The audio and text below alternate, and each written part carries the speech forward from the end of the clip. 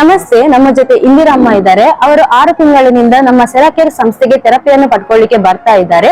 ಥೆರಪಿಗೆ ಬರೋಕ್ಕಿಂತ ಮುಂಚೆ ಏನೆಲ್ಲ ಪ್ರಾಬ್ಲಮ್ಸ್ ಇತ್ತಂತ ಕೇಳುವ. ನಮಸ್ತೆ. ನಮಸ್ತೆ. ಓಕೆ ಅಮ್ಮ, ನೀವು ಥೆರಪಿಗೆ ಬರೋಕ್ಕಿಂತ ಮುಂಚೆ ಯಾವ್ದಾದ್ರು ಟ್ಯಾಬ್ಲೆಟ್ಸ್ ಏನಾದ್ರು ತಗೊಳ್ತಾ ಇದ್ರಾ? ಅದಾದ್ಮೇಲೆ ಥೆರಪಿಗೆ ಬಂದಾದ್ಮೇಲೆ ಯಾವ್ದಾದ್ರು ಟ್ಯಾಬ್ಲೆಟ್ಸ್ ಸ್ಟಾಪ್ ಏನಾದ್ರು ಮಾಡಿದೀರಾ?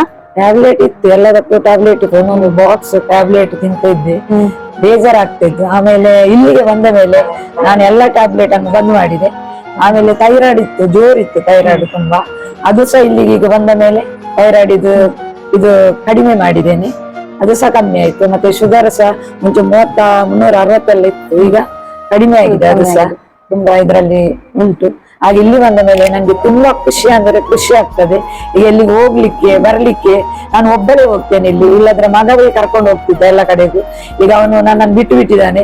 ನೀವು ಹೋಗಿ ಅಮ್ಮ, ಎಲ್ಲ ತಿರುಗಿ ಬನ್ನಿ, ಎಲ್ಲ ಖುಷಿಯಾಗಿ. ಒಂದು ದಿನ ಇಲ್ಲಾದ್ರೆ ಬೇಜಾರಾಗ್ತದೆ ಮನೆಯಲ್ಲಿ ಕೂತ್ಕೊಳ್ಲಿಕ್ಕೆ.